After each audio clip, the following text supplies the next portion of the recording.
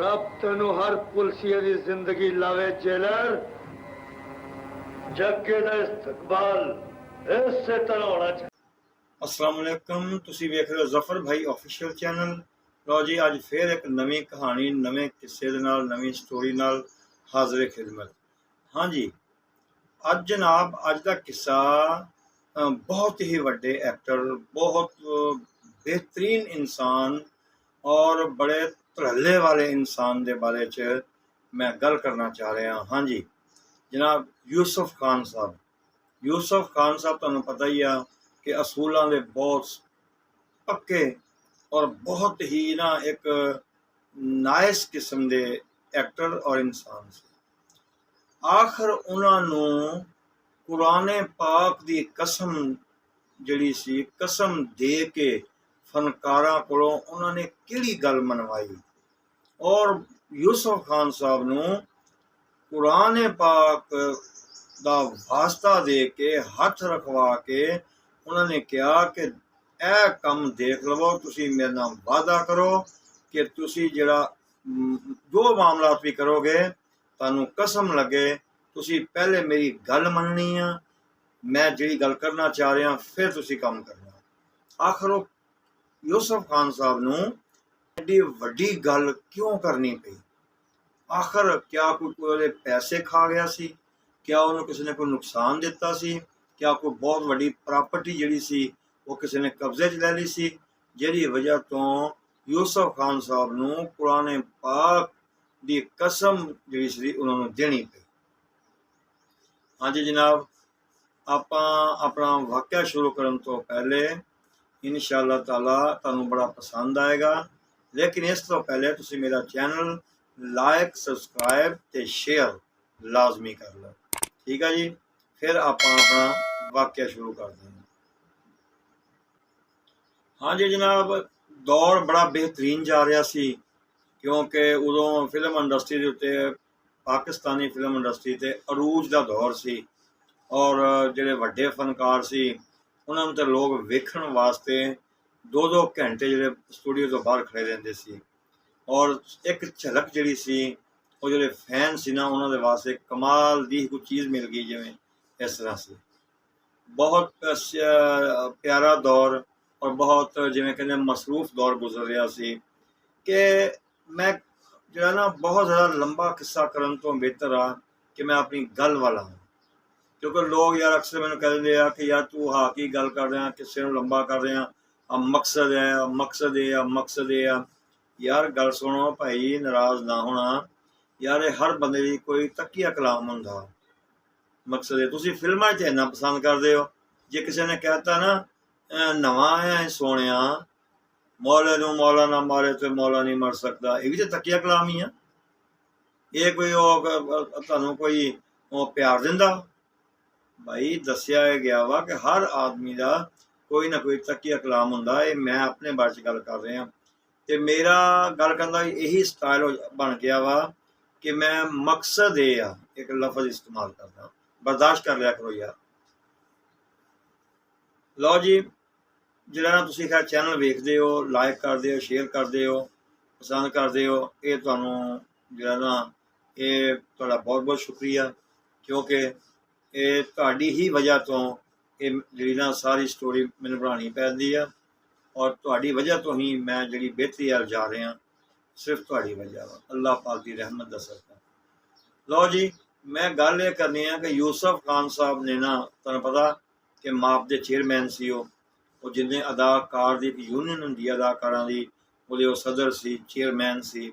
मकसद ये कि वो सारे फैसले कोई भी स्टोरी का कोई मसला होना यूसुफ खान साहब चाहे वो गवर्नमेंट को मनवाना या बैठ के कोई फैसला करना किसी ना ज्यादती कोई भी मसला खान साहब करते हैं। लेकिन उस दिन यूसुफ खान साहब नाल ऐसा की वाकया पेश आया कि यूसुफ खान साहब ने अपने दफ्तर च बैठे हुए कहते आ कि अदाकार बदर मनीर नूं बुलाया। बदर मनीर नूं बुलवा के वो आया क्योंकि बदर मनीर जो यूसुफ खान बहुत बड़ा एक्टर सी उदों बदर मनीर जिहड़ा सी वो वहीद मराज साहब का ड्राइवर सी। मकसद है लेकिन क्योंकि वो बड़ा मेहनती आदमी सी, उन्हें मेहनत की ਅੱਛੇ ਤਰੀਕੇ ਨਾਲ ਤੇ ਉਹ ਇੱਕ ਹੀਰੋ ਬਣ ਗਿਆ। ਲੇਕਿਨ ਇੱਜ਼ਤ ਹਮੇਸ਼ਾ ਕਰਦਾ ਸੀ, ਸੀਨੀਅਰਸ ਜਿੰਨੇ ਵੀ ਸੀ ਨਾ ਬਹੁਤ ਇੱਜ਼ਤ ਕਰਦਾ ਸੀ। ਲਓ ਜੀ, ਬਦਰ ਮਨੀਰ ਨੂੰ ਪਤਾ ਲੱਗਾ ਜੀ ਖਾਨ ਸਾਹਿਬ ਨੇ ਬੁਲਵਾਇਆ, 1 ਮਿੰਟ ਲੱਗਾ, ਬਦਰ ਮਨੀਰ ਆ ਗਿਆ।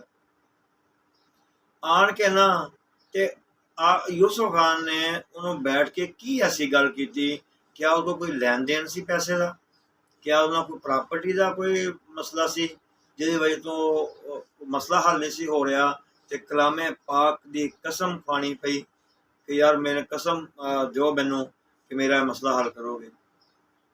ਤੇ ਕੀ ਖਿਆਲ ਆ ਕਿ ਯੂਸਫ ਖਾਨ ਸਾਹਿਬ ਇੰਨੇ ਜਿਵੇਂ ਕਮਜ਼ੋਰ ਹੋ ਗਏ ਸੀ ਕਿ ਉਹਨਾਂ ਨੂੰ ਕਲਾਮੇ ਪਾਕ ਦਾ ਬਹੁਤ ਵੱਡਾ ਸਹਾਰਾ ਲੈ ਕੇ ਹੀ ਆਪਣਾ ਕੰਮ ਕਰਨਾ ਪਿਆ। ਭਾਈ ਐਸੀ ਕੋਈ ਗੱਲ ਨਹੀਂ ਸੀ ਹੈਗੀ। ਯੂਸਫ ਖਾਨ ਸਾਹਿਬ ਇੱਕ ਨਾਮਵਰ, ਦਲੇਰ ਔਰ ਜਿਹਨੂੰ ਕਹਿੰਦੇ ਨਾ ਕਿ ਇੱਕ ਪਾਵਰ ਰੱਖਣ ਵਾਲੇ ਆਦਮੀ ਸੀ। ਕੋਈ ਬੰਦਾ ਵੀ ਉਹਨਾਂ ਨਾਲ ਕੋਈ ਐਸੀ ਜ਼ਿਆਦਤੀ ਨਹੀਂ ਸੀ ਕਰ ਸਕਦਾ, ਨਾ ਕੋਈ ਲੈਣ ਦੇਣ ਸੀ, ਨਾ ਕੋਈ ਐਸਾ ਮਾਮਲਾ ਸੀ। ਖਾਨ ਸਾਹਿਬ ਦੇ ਦਿਲ 'ਚ ਇਹ ਗੱਲ ਆਈ ਕਿ ਯਾਰ ਆਖਰ ਅੱਲਾ ਦੇ ਰੂਬਰੂ ਅਸੀਂ ਵੀ ਜਵਾਬ ਦੇਣਾ ਵਾ, ਅਸੀਂ ਵੀ ਇੱਕ ਦਿਨ ਜਾਣਾ। ਤੇ ਆ ਜਿਹੜੀ ਖਾਸ ਕਰ ਪਸ਼ਤੋ ਫਿਲਮਾਂ ਦੇ ਅੰਦਰ ਜਿਹੜੇ ਨਾ ਹਦਾਇਤਕਾਰ, ਫਿਲਮਸਾਜ਼ ਵਗੈਰਾ ਦੂਏ ਸਿਰਫ ਪੈਸੇ ਦੇ ਵਾਸਤੇ ਇਹ ਇੰਤਹਾਈ ਫਾਸ਼ੀ ਅਰਿਆਨੀ ਫੈਲਾਉਣ ਦੀ ਕੋਸ਼ਿਸ਼ ਕਰ ਰਹੇ ਆ ਇਹਦੇ ਨਾਲ, ਕਿਉਂਕਿ ਪਖਤੂਨ ਲੋਕ, ਪਠਾਨ ਫੈਮਿਲੀ ਔਰ ਪੂਰੇ ਪਾਕਿਸਤਾਨ ਦਾ ਕਲਚਰ ਜਿਹੜਾ ਨਾ ਉਹ ਖਰਾਬ ਹੋ ਰਿਹਾ ਵਾ। ਤੇ ਇਸਲਾਮ ਜਿਹੜਾ ਨਾ ਲੋਕ ਗੱਲਾਂ ਕਰ ਰਹੇ ਕਿ ਯਾਰ ਮੁਸਲਮਾਨ ਦੇਖ ਲਓ ਕੈਸੇ, ਉਹਦੇ ਜ਼ਿਹਨ 'ਚ ਆ ਗਈ ਨਾ ਕਿ ਆਖਰ ਕਿਉਂ ਇਹ ਹੋ ਰਿਹਾ। ਲਓ ਜੀ, ਉਹਨੇ ਬਦਰ ਮਨੀਰ ਸਾਹਿਬ ਨੂੰ ਬੁਲਾ ਕੇ ਉਹਨੇ ਕਿਹਾ ਬਦਰ ਮਨੀਰ ਭਾਈ ਗੱਲ ਇਹ ਹੈਗੀ ਆ ਕਿ ਜਿਹੜਾ ਪਸ਼ਤੋ ਫਿਲਮਾਂ 'ਚ ਇਹ ਚੱਲ ਰਿਹਾ ਨਾ ਸਿਸਟਮ, ਇਹ ਬੰਦ ਕਰਾਓ। ਕਿਉਂਕਿ ਇਹ ਤੇਰੇ ਵਾਸਤੇ ਵੀ ਠੀਕ ਨਹੀਂ ਔਰ ਅਗਲੀ ਆਉਣ ਵਾਲੀ ਨਸਲਾਂ ਜਿਹੜੀਆਂ ਉਹਨਾਂ ਵਾਸਤੇ ਵੀ ਠੀਕ ਨਹੀਂ ਔਰ ਸਾਡੇ ਮੁਸਲਮਾਨ ਹੋਣ ਦੇ ਨਾਤੇ ਨਾਲ ਵੀ ਠੀਕ ਨਹੀਂ। ਬਦਰ ਮਨੀਰ ਬਹੁਤ ਇੱਕ ਗੈਰਤਮੰਦ, ਬਹੁਤ ਅੱਛਾ ਆਦਮੀ ਸੀ। ਉਹਨੇ ਕਿਹਾ ਜੀ ਮੈਂ ਐਗਰੀ ਕਰਨ ਨੂੰ ਤਿਆਰ ਹਾਂ, ਤੁਸੀਂ ਗੱਲ ਕਰੋ। ਲਓ ਜੀ, ਉਸ ਵੇਲੇ ਕੁਛ ਲੋਕਾਂ ਨੂੰ ਬੁਲਵਾਇਆ ਗਿਆ, ਬਦਰ ਮਨੀਰ ਸਾਹਿਬ ਵਿੱਚ ਸੀ। ਇਹ ਸਾਰਿਆਂ ਕੋਲ ਵਾਅਦਾ ਲਿਆ ਗਿਆ, ਕਲਾਮੇ ਪਾਕ ਕਹਿੰਦੇ ਮੰਗਵਾਇਆ ਗਿਆ। ਤੇ ਯਾਨੀ ਕਿ ਮੰਗਵਾਓ ਜਾਂ ਨਾਮ ਲੈ ਲਓ, ਗੱਲ ਇੱਕ ਹੀ ਹੈ, ਕੋਈ ਫਰਕ ਨਹੀਂ ਪੈਂਦਾ ਹੈ। ਉਹਨਾਂ ਨੂੰ ਪਾਕ ਸਾਫ ਹੋ ਕੇ ਉਹਨਾਂ ਨੇ ਵਾਅਦਾ ਲਿਆ ਕਿ ਅਸੀਂ ਕਸਮ ਖਾਂਦੇ ਹਾਂ ਕਿ ਅਸੀਂ ਆਇੰਦਾ ਜਿਹੜੀ ਆ ਫਾਸ਼ੀ ਉਰਿਆਨੀ ਜਿਹੜੀ ਆ ਨਾ ਇਹਨੂੰ ਬਿਲਕੁਲ ਪਸ਼ਤੋ ਫਿਲਮਾਂ 'ਚੋਂ ਖ਼ਤਮ ਕਰਾਂਗੇ। ਔਰ ਖ਼ਤਮ ਕਰਨ ਤੋਂ ਬਾਅਦ ਇਹ ਆਇੰਦਾ ਕੋਈ ਨਵਾਂ ਕੰਮ, ਨਵਾਂ ਹਿਸਾਬ ਕਿਤਾਬ, ਨਵੀਂ ਫਿਲਮ ਇਸ ਤਰ੍ਹਾਂ ਦੀ ਨਹੀਂ ਪਕੜਾਂਗੇ ਤੇ ਨਾ ਕਰਾਂਗੇ।